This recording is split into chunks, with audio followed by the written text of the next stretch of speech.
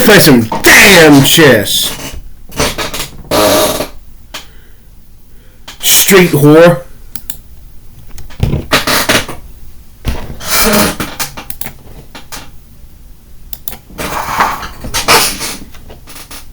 The fuck?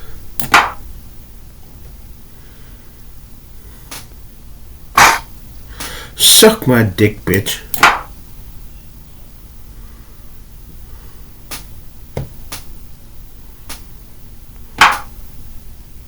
Suck my dick, bitch. You suck my dick, bitch.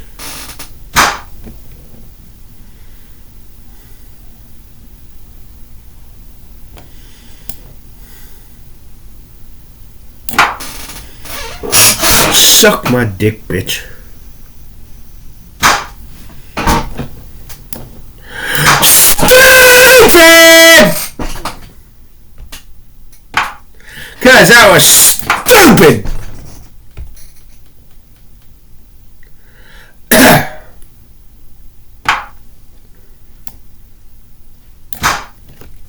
Man, I'm fucking you up.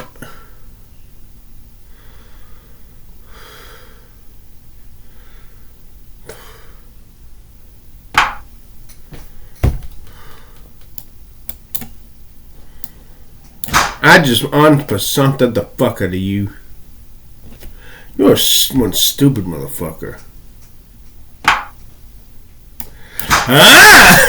Stupid! I'm fucking you up.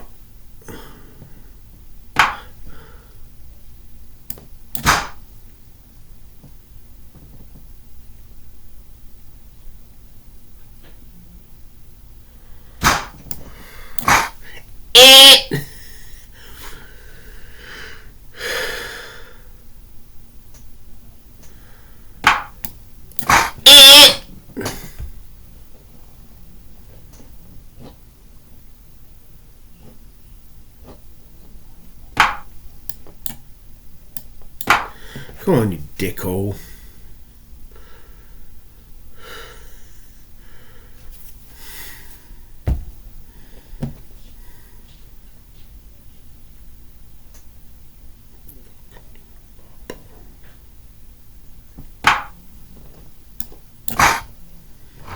I fucked his hole!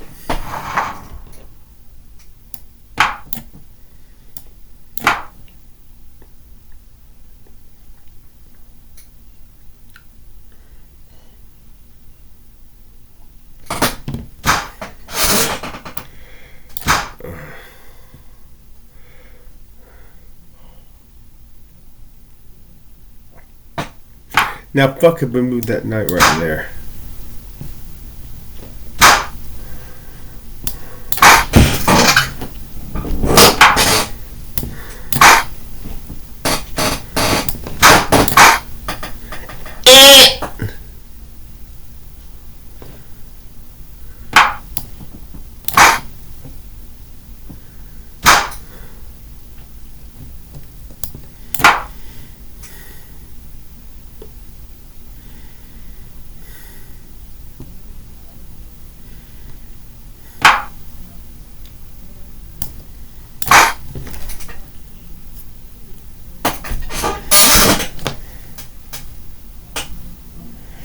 I'm looking at your rook. I'm looking at I'm looking at your rook. I'm looking at your rook.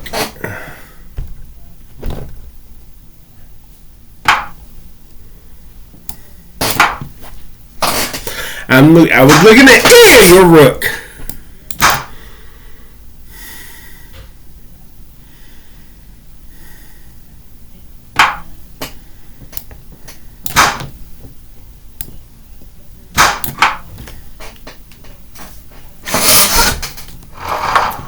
I fucked his hole!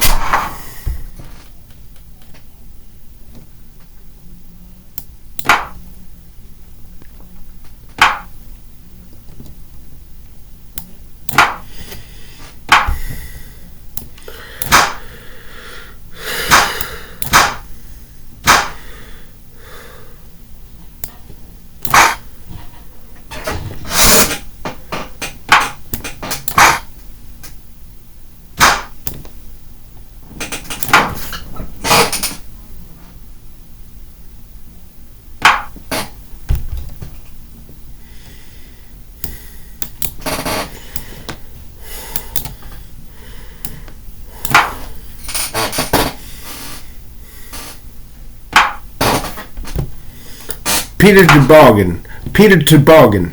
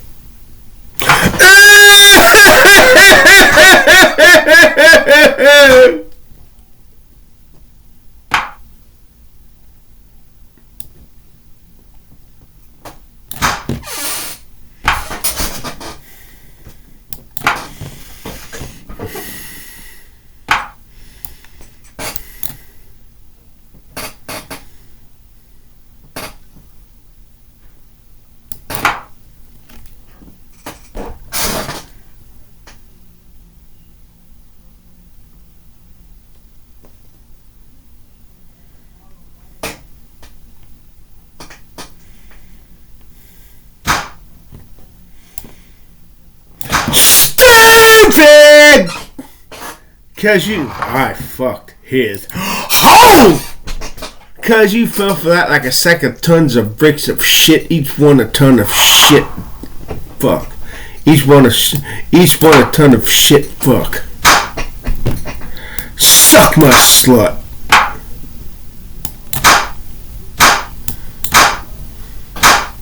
Man, these people are fucking stupid.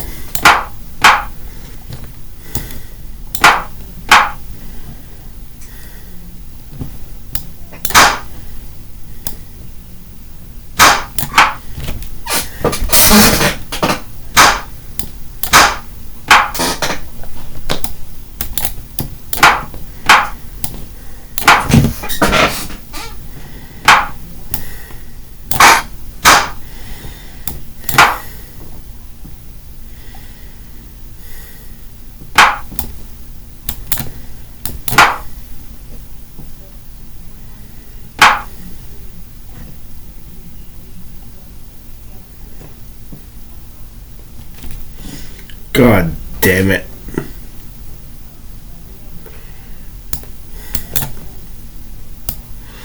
God fucking damn it. God damn it. God damn it.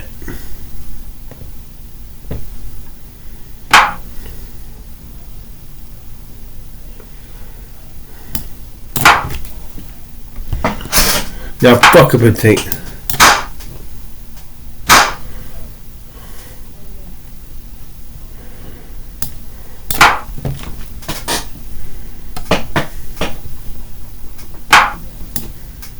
God damn it. God fucking damn it.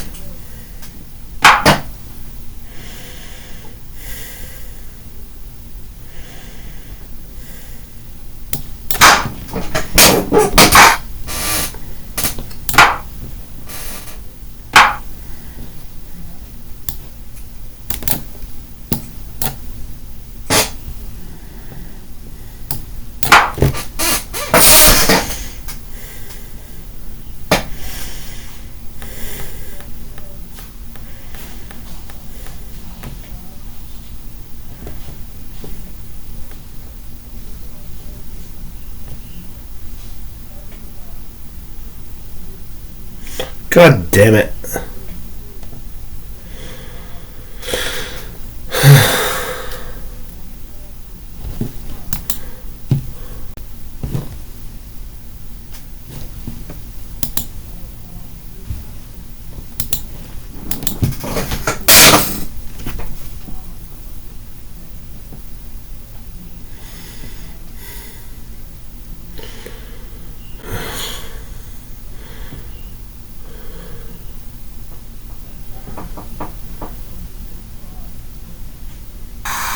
understand you had a hair transplant one time. And this is how you used to look right here. This is how you look now. Oh my goodness, I wanted a hair transplant since 1991. It would make me so complete, so fulfilled. It would give my life, my motivation, the extra kick in the butt. If I could just get out my hair transplant. Please get on this. How much?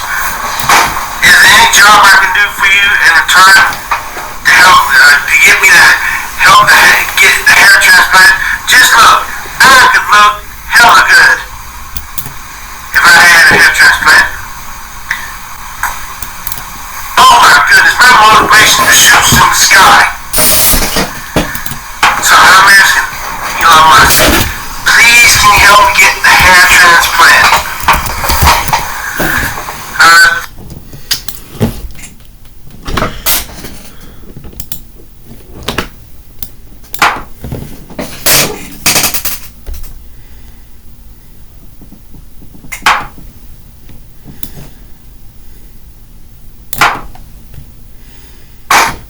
God damn it.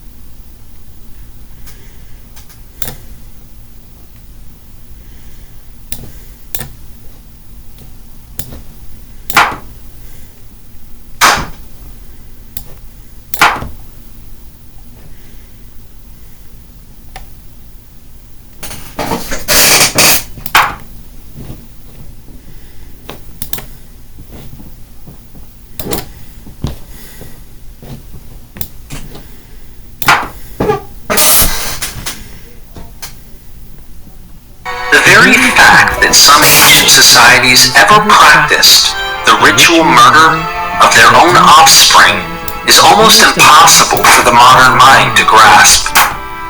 Of all the moral topics on which everyone can agree, this is surely at the top of the list. Our religious literature, however, records a violent past in which child sacrifice was a regrettable reality. Even the Bible contains both obvious and subtle references to the practice, but it is a topic that few believers ever dwell on. In the Christian West, the Bible is often upheld as a moral lodestone, with the implicit understanding that horrors like slavery and human sacrifice were never, ever condoned by God, even if such practices existed at the time. And yet, we find verses like this one in Ezekiel, which implies something much more sinister. I gave the Israelites statutes that were not good, and ordinances by which they could not live. I defiled them through their very gifts, in their offering up all their firstborn, in order that I might horrify them, so that they might know that I am Yahweh. To get the full story on child sacrifice in the Bible, we must turn to the she's cute.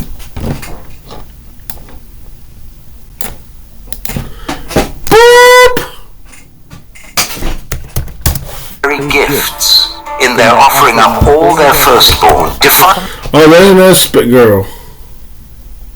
not good, and ordinances by which they could not live. I defiled them through their very gifts, in their offering up all their firstborn, in order that I might horrify them, so that they might know that I am Yahweh. I might horrify them, so that they might know that I am Yahweh.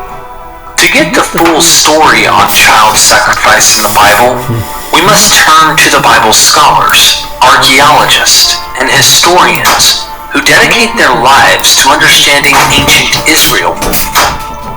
In this documentary, we take an unflinching look at the hard questions. Who were the people sacrificing children?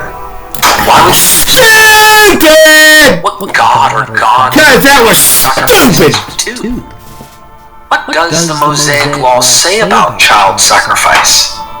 How should we interpret the stories of Israelite heroes like Abraham and Jephthah that have strong undertones of child sacrifice? And lastly, how has the theme of child sacrifice influenced the development of Christianity?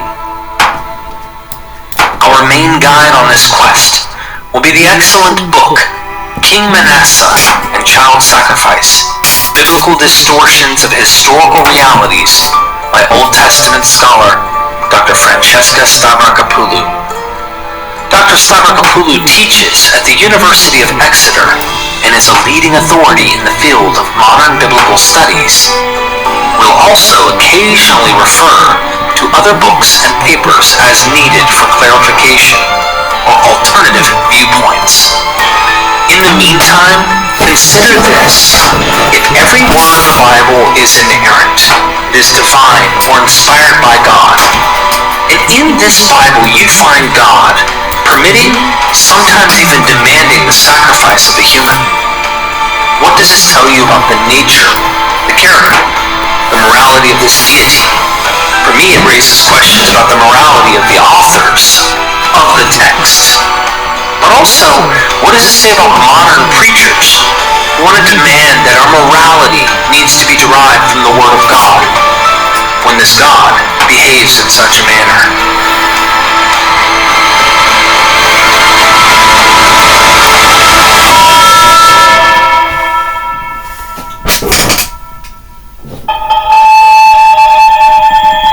In John Milton's Paradise Lost, the foremost demon of hell and one of the most terrifying of Satan's lieutenants is Molech, the lord of child sacrifice. A horrid king besmeared with blood of human sacrifice and parents' tears. That name has struck fear in people's hearts for millennia, and it remains a part of our collective psyche in the West to this day. This is evident in Western pop culture, with villains named Molech showing up in everything from superhero comic books to science fiction and fantasy television and video games. But who or what was Molech originally? The name Molech originates with an obscure word spelled with the Hebrew letters Mem, Lamed, and Kaf. The vowels added by the medieval Jewish scribes known as the Masoretes produced the pronunciation Molech, while the spelling Moloch comes from the Greek Septuagint and Latin Vulgate translations. This word appears in a few verses that concern child sacrifice in the Bible. In these later Bible translations, the Masoretic Hebrew, the Septuagint, and the Vulgate, treat the term as though it was a proper name or title of a god. Thus, for a long time, Bible scholars and historians assumed that the ancient Canaanites had sacrificed their children to an evil god named Molech.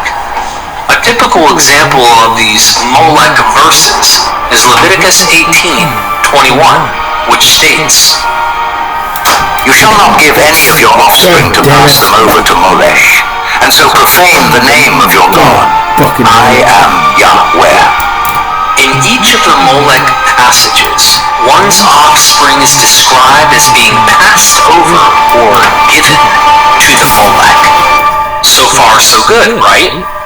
The evil Canaanite god Molech demanded child sacrifice, but the benevolent Israelite god Yahweh prohibited it.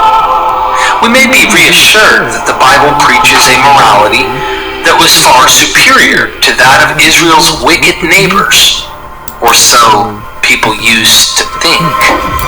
Almost a century ago, German theologian Otto Eisfeld published a book claiming that there never was any deity called Molech. Instead, Eisfeld argued that to the Molech actually meant as a Molech sacrifice, and he based his claim on new archaeological evidence for child sacrifices that had been discovered at ancient Phoenician colonies around the Mediterranean. Now, the accusation of child sacrifice had been made against the Phoenicians since ancient times. We find lurid descriptions of their sacrifice rituals in the writings of Diodorus Siculus, a historian from the 1st century BCE, and in the writings of Philo of Byblos, among others. What the new archaeological evidence showed, though, was that the inscriptions at these Phoenician sites referred to the child sacrifices as Molech sacrifices, and that they were performed in fulfillment of a vow by the child's parents. Some inscriptions even used the identical phrase "to the Molech" that we find in the Bible. Although the meaning of the word Molech was unclear and is still debated to today, it was obvious to Eisfeld and others that Molech, or Molech, was not in fact the name of a god, but a category of sacrifice ritual associated with vows.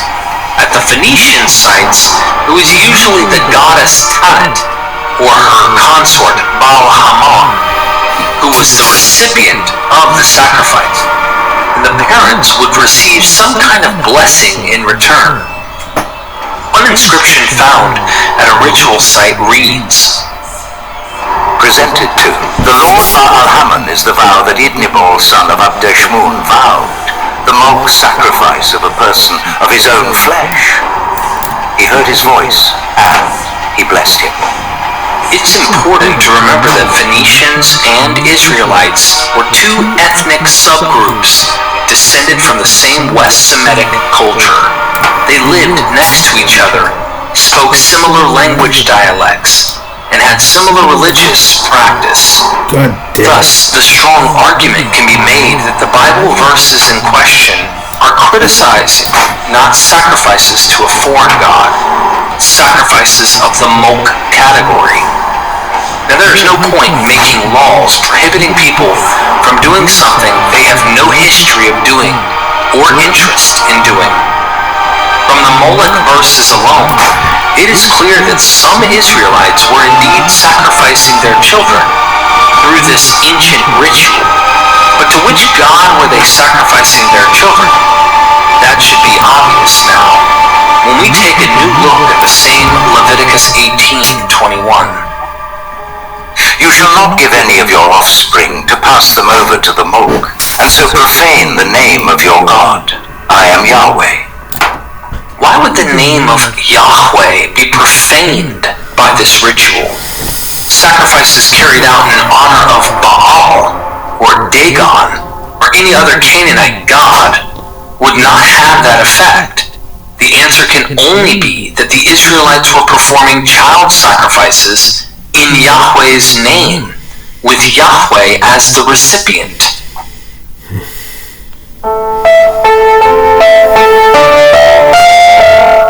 There's a second group of passages in the Pentateuch that command the Israelites to give their firstborn to Yahweh. And from the language used, it is clear that sacrifices are intended. One of these passages is Exodus 22, verses 28 and 29. You shall not delay to make offerings from your fullness of the grape harvest and from your outflow of the presses. The firstborn of your sons you will give to me, just as you will do with your oxen and with your sheep. 7 days he or it shall remain with his or its mother. On the 8th day you shall give he or it to me. As Stavrakopoulos points out, human firstborn are distinguished from animal firstborn here, but not differentiated. As the text plainly reads, the same sacrificial outcome applies to both. In contrast, Exodus 13:13 and Exodus 34:20 command similar sacrifices, but require the human child to be redeemed or rescued. However, Stavrakopoulos notes there is no textual reason to assume that the same principle applies to Exodus 22. We are dealing with different sets of laws that were edited over time by different authors, and that remain inconsistent on the rules regarding the sacrifice of firstborn human children. The inconsistency increases the closer you look. Exodus 13:13 and Exodus 34:20 also allow for donkey firstborn to be redeemed with a sheep, but they do not explain how the human firstborn are redeemed. The solution to that oversight is not given until Numbers 18, where the Aaronite priests are told that human children must be redeemed with money. Because of these and similar problems, Stavrakopoulos states, citing a similar observation by John Levinson, that it is attractive to view the redemption clauses as secondary expansions of the sacrificial laws. However, because the editorial history and the interrelation of the Pentateuchal laws are so complex, we have to turn to other passages for confirmation that human children were, in fact, targeted by the original laws about firstborn sacrifices. An important passage here is the one we quoted earlier from Ezekiel. The context is a passage in which the prophet Ezekiel, speaking on behalf of Yahweh, describes how the Israelites had to be punished for their wickedness after they were brought up out of Egypt. I gave the Israelites statutes that were not good and ordinances by which they could not live. I defiled them through their very gifts in their offering up all their firstborn, in order that I might horrify them, so that they might know that I am Yahweh. It is clear that the Hebrew vocabulary used here, particularly the phrase passing over, is distinctive language referring to sacrifice. And according to Stavrakopoulos, it leaves little room for doubt that Yahweh was believed to have legislated for child sacrifice. This remarkable statement by Ezekiel to Stavrakopoulos, it leaves little room for doubt that Yahweh was believed to have legislated for child sacrifice. This remarkable statement by Ezekiel would have little force if the firstborn sacrifice laws known to Ezekiel allowed human children to be exempted by providing money or a sacrificial animal as a substitute. No, it is clear that from Ezekiel's statement that child sacrifice had been accepted as a ritual native to Yahweh worship, yet designed to defile and devastate its practitioners. It is a fact that the author of Ezekiel is very unhappy about, yet unable to deny. Stavrakopoulos describes this passage as a uniquely ethical condemnation of child sacrifice in the Hebrew Bible. But despite his condemnation, Ezekiel's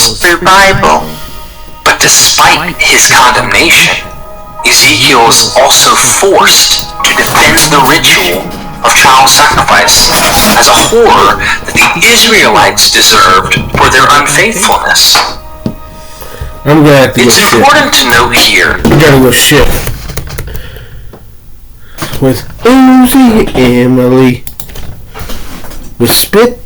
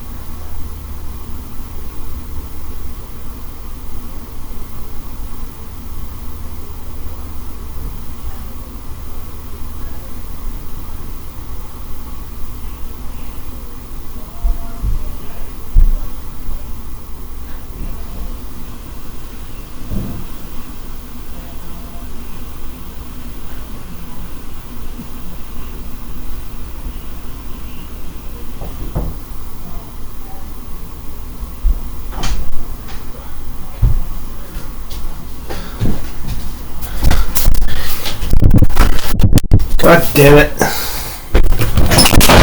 Spit. Ezekiel is also forced to defend the ritual of child sacrifice as a horror that the Israelites deserved for their unfaithfulness. It's important to note here that Exodus in its present form is generally regarded as a post-exilic text compiled and edited by the Aaronide priesthood that controlled the Second Temple under the Persians. In other words, the sacrificial laws known to is generally regarded as a post-exilic text compiled and edited by the Aaronide priesthood that controlled the Second Temple under the Persians. In other words, the sacrificial laws known to Ezekiel predated the text that we have in our own Bibles. And those older laws were quite possibly more explicit with regard to child sacrifice than the conflicting rules contained in the final version of the Pentateuch. In God's name and with God's approval can be found in Joshua 6:26. This is the aftermath of the Battle of Jericho, which we are all familiar with.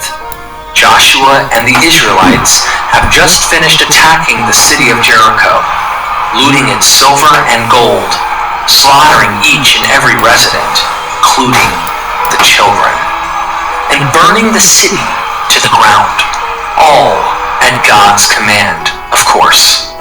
Then Joshua declares an oath. Cursed before Yahweh be anyone who tries to build this city, this Jericho. At the cost of his firstborn, he shall lay its foundation, and at the cost of his youngest, he shall set up its gates. This oath is fulfilled later on in 1 Kings 16:34. In Ahab's days, Heel of Bethel built Jericho. He laid its foundation at the cost of Abiram, his firstborn, and with Segub, his youngest son, he set up its gates, according to the word of Yahweh, which he spoke by Joshua, son of Nun. Interestingly, the fulfillment emphasizes that this oath requiring the sacrifice of two children, a firstborn and a lastborn, came from the word of Yahweh himself, and was not just a reckless curse uttered by Joshua. The fact that this sacrifice is decreed by Yahweh prevents the biblical author from criticizing it, although a few Greek manuscripts prudently omit the phrase, according to the word of Yahweh. Another interesting passage that relates to child sacrifice is the oracle in Micah 6. Although the context and dating of this oracle are unclear and widely debated, it involves a dispute between Yahweh and Israel, with the speaking voice alternating between the two parties. In verse 6 and 7, Israel asks what it must do to get Yahweh to act on its behalf.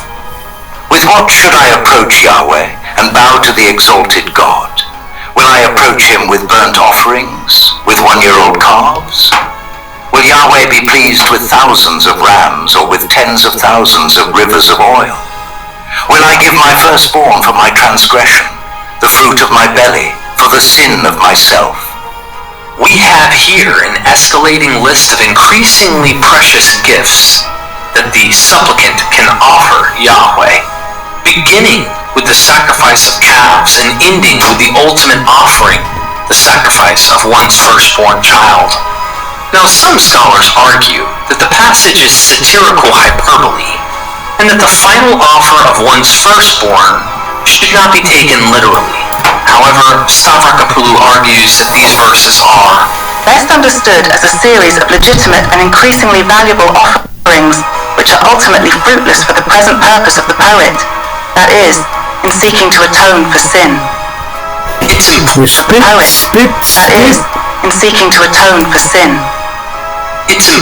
to note that Yahweh rejects all the sacrifices equally at the end of the oracle: the animal sacrifices, the oil, and the firstborn. We know without question that other biblical laws demanded offerings of animals and oil, and there is nothing in Micah 6 that distinguishes them from the firstborn sacrifice. As Old Testament scholar Heath Durrell at the University of Texas at Austin explains in his book on child sacrifice in the Bible, there is no indication in the text of Micah 6:1-8 that firstborn sacrifice was understood as qualitatively different from the sacrifice of calves, rams, or oil. Indeed, the logic of the oracle seems to proceed from sacrifices that would have been perceived as acceptable, burnt offerings and calves, to those that would have been viewed as even more effective, thousands of rams and myriads of oil, finally culminating in the most precious of all possible sacrifices, the offering of a firstborn child. The sacrifice of one's firstborn child is depicted as extraordinary, but there is no indication that the oracle is presenting the sacrifice as in any way intrinsically unsuitable. Thus, the context of the oracle implies that all of the offerings are extremely valuable and, at least in theory, acceptable, even if current circumstances had caused Yahweh to reject all sacrifices as ineffective.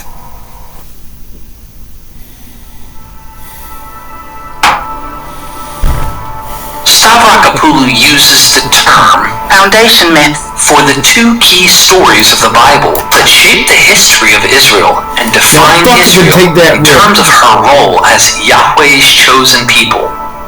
These are the ancestor myth, which concerns Abraham and his descendants in the Promised Land, and the Exodus myth, which describes Israel as a nation that came out of Egypt. It is striking, says Stavrakopoulos, that a prominent motif in both of these myths is the role of Yahweh as child slayer. To see what she means by that, let's take a look at the story of the binding of Isaac in Genesis 22, an episode often called the Akedah. Most viewers are undoubtedly familiar with the story. Once upon a time, after Abraham's wife Sarah has given birth to her firstborn Isaac, God calls to Abraham and tells him to sacrifice Isaac as a burnt offering on a mountain. Abraham and Isaac set out and reached the location specified by God after several days. Abraham builds an altar and lays down the wood for the sacrifice. He is just about to plunge the knife into his son when the angel of Yahweh calls down from heaven to stay his hand. Abraham then spies a ram caught in a thicket nearby and sacrifices it in place of his son. It is clear, however we interpret the story, that the motif of child sacrifice has a central role in it. Stavrakopulu draws particular attention to verses 16 through 18, in which God expresses his approval of Abraham's obedience. Because you have done this and have not withheld your son, your only son, I will indeed bless you, and I will make your offspring as numerous as the stars of heaven, and as the sand on the seashore. And your offspring shall possess the gate of their enemies. And by your offspring shall all the nations of the earth gain blessing for themselves, because you have obeyed my voice. Stavrakopulu remarks, It is within the explicit context of child sacrifice that Yahweh blesses Abraham, the father of the biblical Israel and paradigmatic alien in a foreign land, promising to make his descendants a great nation. Although some scholars try to interpret the Akedah as a polemic against child sacrifice, whose purpose is to legitimate the sacrificial laws that allow a substitute to take the place of a human child, Stavrakopulu and Levinson strongly disagree. After all, says Stavrakopulu, none of the sacrifice texts specifying substitution for the firstborn child mention Abraham nor allude to the Akedah. Levinson remarks, Genesis 22, 1-19 is frighteningly unequivocal about Yahweh's ordering of a father to offer up his son as a sacrifice. It is passing strange to condemn child sacrifice through a narrative in which a father is richly rewarded for his willingness to carry out that very practice.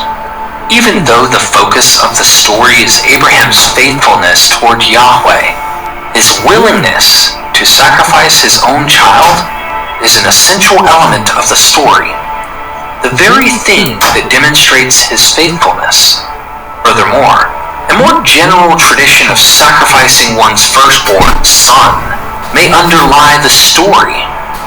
Stavrakopulu ties the Akedah to the immense importance that the sacrificial laws of Exodus and Numbers place on the status of the firstborn as Yahweh's portion, with firstborn being defined in relation to the mother as the one who opens the womb. Thus, Isaac is the firstborn of Sarah, the most valuable child of Abraham's household, even if Ishmael was born first. The ancient importance of the firstborn in Israel and similar societies is bound up with the concept of fertility, which is why the sacrificial laws emphasize that the firstborn is the first child that opens the womb of the mother rather than the father's heir. A related term with essentially the same meaning is only begotten. In his book on child sacrifice, Heath Durrell takes on several practical objections to the notion that Israelite society could have responding to the claims of sacrifices would have a devastating effect on the population. Durrell cites a study showing that ancient societies had significantly higher fertility rates and infant mortality rates than modern Western societies. Firstborn children would have comprised between 1/4 and 1/7 of the children born to an average household, and infant mortality was particularly high in the case of firstborn children, with an infant mortality rate of 50%, even higher. Thus, there is no demographic reason why such a society could not practice firstborn sacrifices.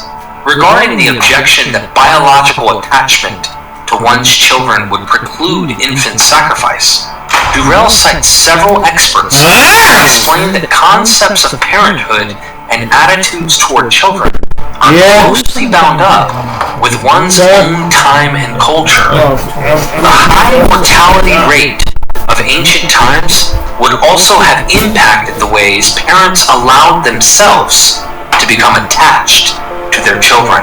At any rate, none of these objections would apply any differently to Israelites than they would to other ancient Near Eastern cultures. If the Phoenicians could survive and even flourish despite the practice of child sacrifice, then so could the Israelites. Durrell also delves into the logic behind laws concerning first fruits and firstborn.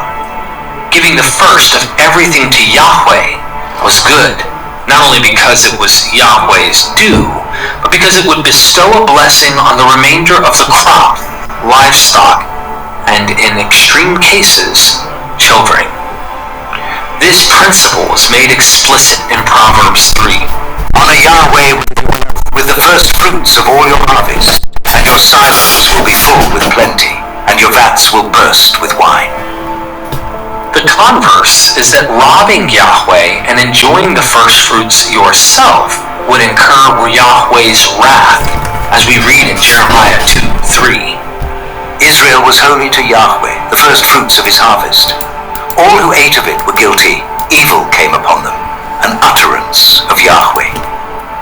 In a society with infant mortality rates of 50%, ancient Israelites would have sought any available means, as Durrell puts it, of increasing the number of children who survived to adulthood. By that gruesome calculation, it would have seemed reasonable to sacrifice one child if it guaranteed more in the future.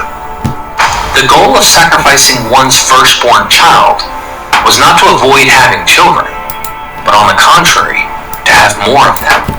Durrell concludes, if there is no real demographic impediment, and there is no reason to assume that widespread infanticide is somehow absurd on its face, then there is nothing a priori to militate against a literal understanding of the version of the law of the firstborn in Exodus 22, 28b, 29. Indeed, it is possible even to argue that infant sacrifices given in response to Yahweh's claim to all firstborn children and animals actually demonstrates how children were strongly desired among the Israelites.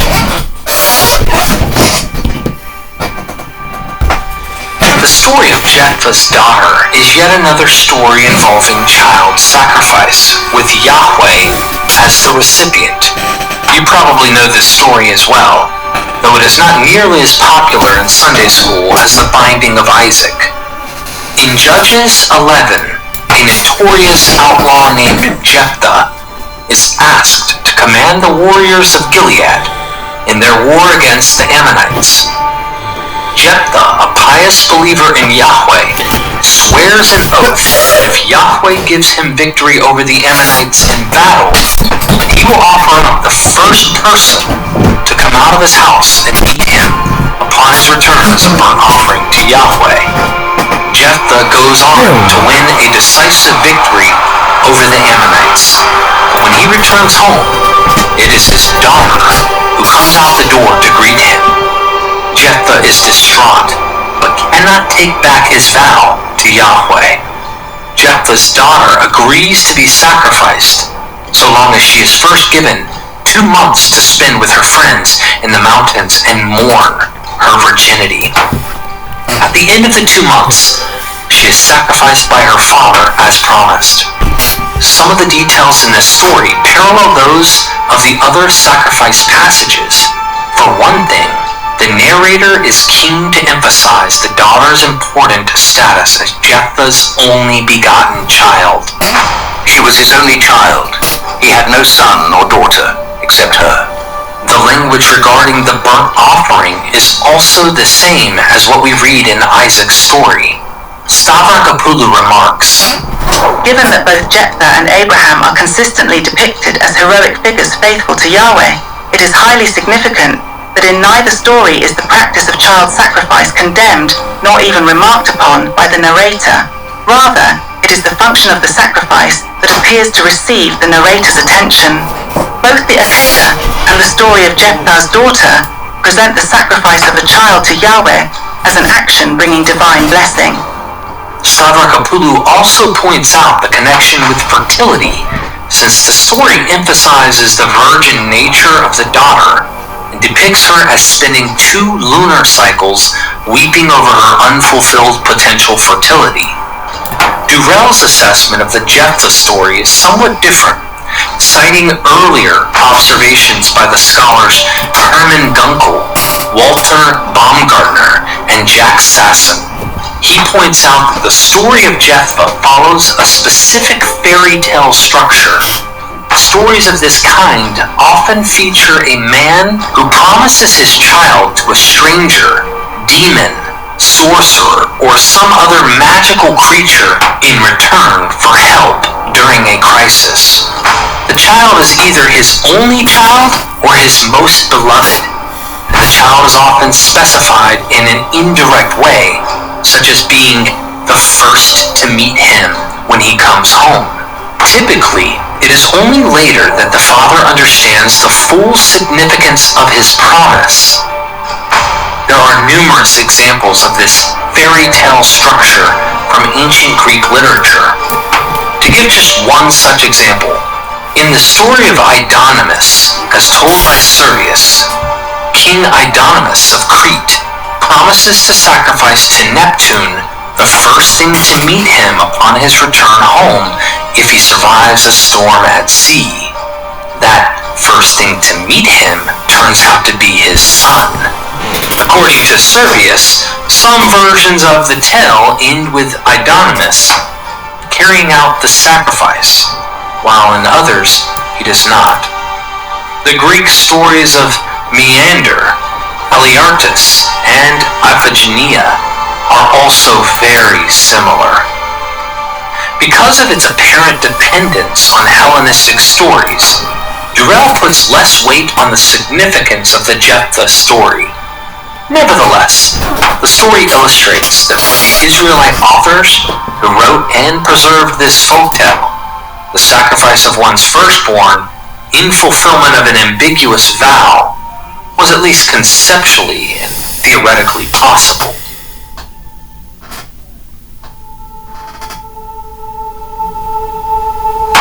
After assessing all the biblical and extra-biblical evidence, Stavrakopulu proposes that 3 different child sacrifice cults were likely practiced in ancient Israel. The first was the practice of firstborn sacrifices. Although it must remain speculative, without archaeological corroboration, it seems likely that parents in some situations would sacrifice their firstborn children to Yahweh in the hopes that they would be blessed with further children. Stavrakopulu writes, In religious terms, a large family was essential for a peaceful afterlife. Within the perpetual cycle of life and death, the living administered cultically to their dead ancestors to secure their blessings upon the family and to pave the way for their own inevitable role as one of the ancestors. The second type of sacrifice was the practice of mulk sacrifices, based on the association of these sacrifices with King Ahaz and Manasseh, and the fact that the Semitic stem mem, lamed, kaf, can mean royal. Stavrakopulu believes this sacrifice was a royal sacrifice offered by the king within the royal Yahweh cult at Jerusalem. It was a fertility ritual carried out to ensure the perpetuation of the royal dynasty. It is an interesting fact the messianic term sprout that is often used to describe the heirs of the Davidic monarchy in the Bible also appears in Phoenician inscriptions related to child sacrifice. This ideology may be embedded in the very name of David himself, which means beloved, according to a myth told by the Phoenician historian Sencaniethan. about the origins of child sacrifice, Kronos, who was equivalent to the Phoenician and Hebrew god El, dressed his only begotten son in royal apparel and sacrificed him on an altar. In some manuscripts, that son's name is Yedud, meaning beloved. In others, it is Yad, meaning only begotten. The third type of child sacrifice practiced in Judah, according to Stavrakopulu, may have been a special sacrifice made to gods called the Shadaim. This group of gods is mentioned in the famous 8th century Balaam texts found at Deir Allah in Jordan, which according to some reconstructions of the damaged text, describe the use of child sacrifice to prevent a supernatural darkness from afflicting the land. Furthermore, in Deuteronomy 32, we read the following.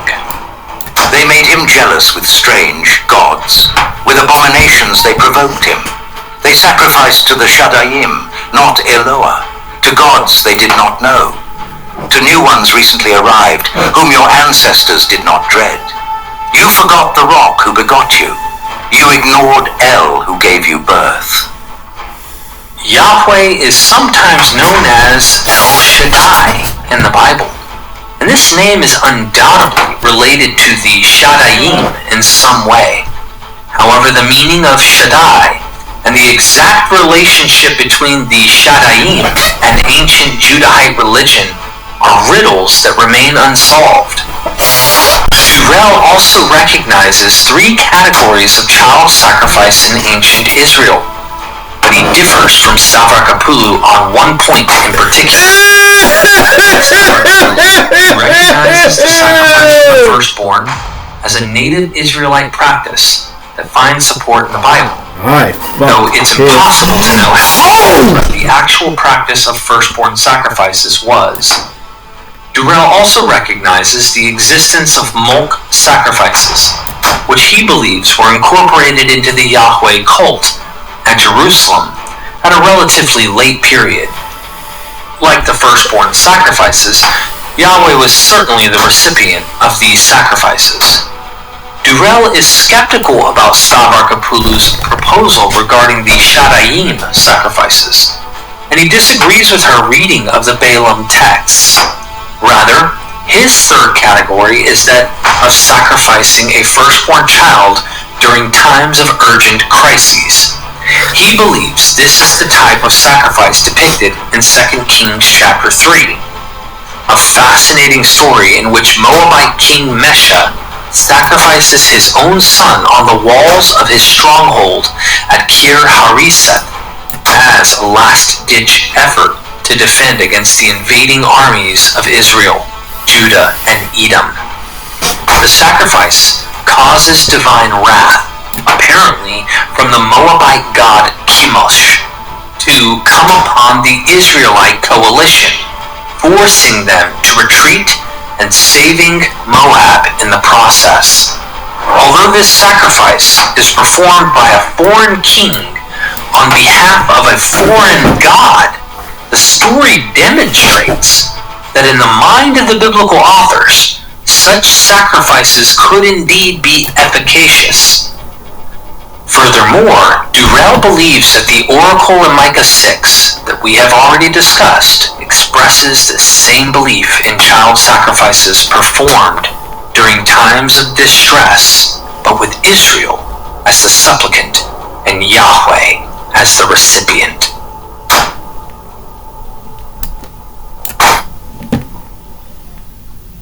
We mentioned earlier that both Israelite foundation stories involved the motif of child sacrifice. The second one, of course, is the Exodus story, and in particular, the 10th plague of Egypt, in which all the firstborn of Egypt are taken by God. But the Israelite firstborn are spared through the substitute of lambs. At some point, it's an adorable this story girl. becomes associated with the Passover festival. And as you may have noticed by now, The phrase passing over You're cute, but is you're the stupid. standard language used by the Hebrew Bible when speaking about sacrifices. As a whole, the 10th plague is a powerful and horrifying example of the priestly author's understanding of the firstborn sacrifice turned into a narrative. Every Egyptian firstborn dies, and every Israelite firstborn is redeemed by the blood of a lamb. According to a recent study by Polish scholar Łukasz Niszczałowski-Spano, Josiah was the first historical character in the Old Testament to perform the Passover ritual. Now fuck a bitch This that festival night. must have been connected with him in some key way, if the story of his reforms in 2 Kings 23:21-23 is grounded in real events. Niszczałowski-Spano speculates that the Passover was Josiah's replacement for the royal milk sacrifice ritual and had the same function of guaranteeing God's protection and salvation for the nation, but using animal sacrifices instead of human sacrifices. It was only later, after the monarchy was long gone, that the ritual came to be associated with the Exodus. Despite the horrors of child sacrifice, the Passover and its ancient roots in the sacrifice of the royal firstborn continued to make its influence felt in Judaism and the offshoot Christ movement of the 1st century CE. Christian theology opens Jesus' death, the Passover sacrifice, as the lamb that is slaughtered to save humankind. However, the vocabulary of ancient Israelite definition of firstborn child sacrifices, only begotten, beloved, and firstborn son, still dominates the language used to describe Jesus. As John Van Cedars observes in a 2003 paper, Christians still dedicate infants to God, whether through baptism, christening, or other rites. The roots of such religious beliefs and practices are very deep and very strange.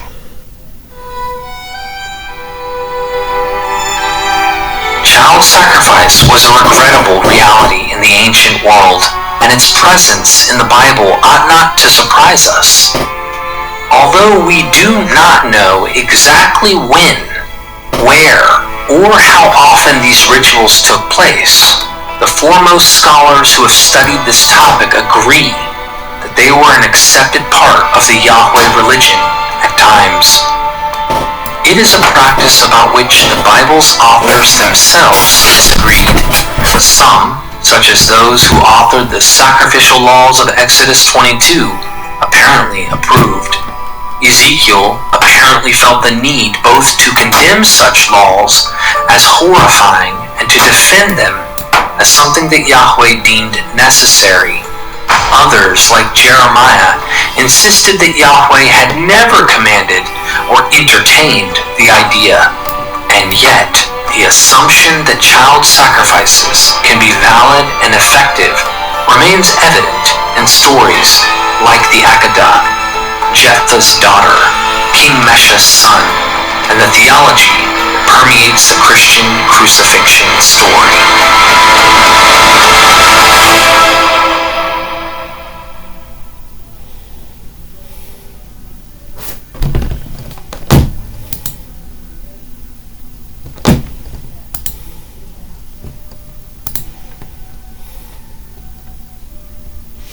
I'm fucking you. We have Tyler, I'm about to Birmingham in Maryland.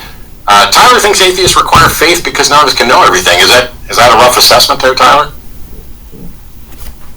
Yeah, that's the general thing, honestly.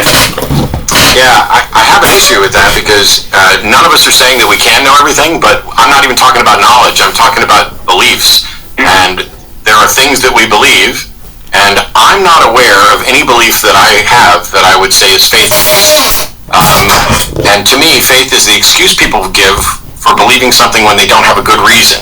Because if you say, why do you believe this, and you have a good reason, you just present that.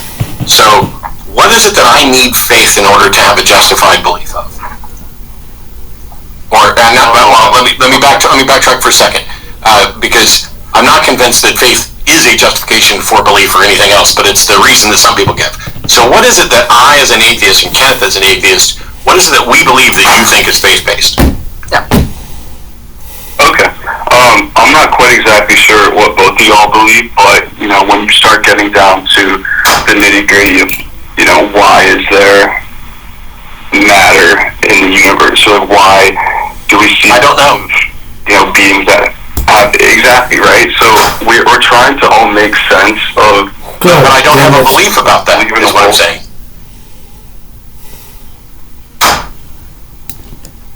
Okay, I guess I'm not following. So would you say then, by just saying you don't know, it's just it's an admission that that you don't have enough information to be able to have a reasonable belief on that? Generally speaking, yeah. I don't know. Yeah, I don't know everything about, the God I believe in, because the God I believe in is... What do you know about the God? There's no way... Tell me one thing you know about the God. Tell me one thing you know about the God you believe in. That would be great. That a part of him lies in a person called Jesus Christ who died for our sins, and you can feel that forgiveness in your personal life. Like, that is the... How do you know that a part of God rests in a person called Jesus Christ? How do you know that? God damn it. Through just different examples, like historical documentation, the effect it had on people over time, all this. No, Tyler. Historical documentation doesn't demonstrate that Jesus was God. You have a belief that Jesus was God in some way. You claim to know it, and we're asking, how do you know this? You can't just say various reasons in historical documents. Oh, I see. No, yeah, I'm not saying that I, know 100% that there is of God and people. Yeah, because no one can ever know something 100% because you can always... I agree with you. I agree with you, Tyler. I don't think any of us can have absolute certainty. I'm asking you what you believe and why. You believe that God was embodied in some sense in Jesus Christ. What is the justification for believing that is what I'm asking. Because there's just a lot of other evidence that makes it seem likely that this claim is true, right? So what's the best? Yeah, what's the best evidence you got? The impact that the actual event of the crucifixion has had in history. So first of all, prove that a crucifixion happened, but then you'd have to show that whatever impact it had is because it's from God. Are you saying that all the other religions are also true because they had an impact? Well, no, I'd say you wouldn't necessarily have to prove that it came from God. You could just understand the facts around the crucifixion, the impact that it had, and once you quantify that, you try to explain it the best you can. And then the explanation... No. That's not how reasoning works. So, there were plenty of people who were crucified. What made Jesus special? The circumstances around it, right? So you have, all the stuff leading up to it with... What stuff? What stuff? What can you prove? Can you prove that Jesus ever existed? Yeah, I'd say there's a lot of historical evidence around that. No, there's not. There's not. There's not written documentation that this person existed? No, there is no reliable, confirmable, first-century contemporary accounts that demonstrate that he existed. Now, I'm not saying he didn't exist, but...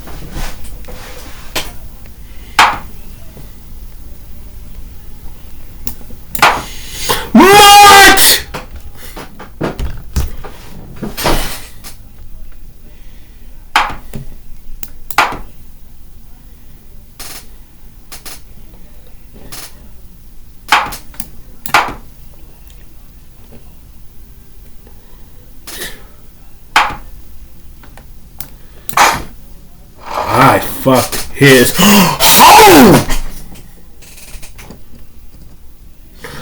Now I gotta make a video on this stupid motherfucker. I just caught him with his hand to the cookie jar. Stupid fucker.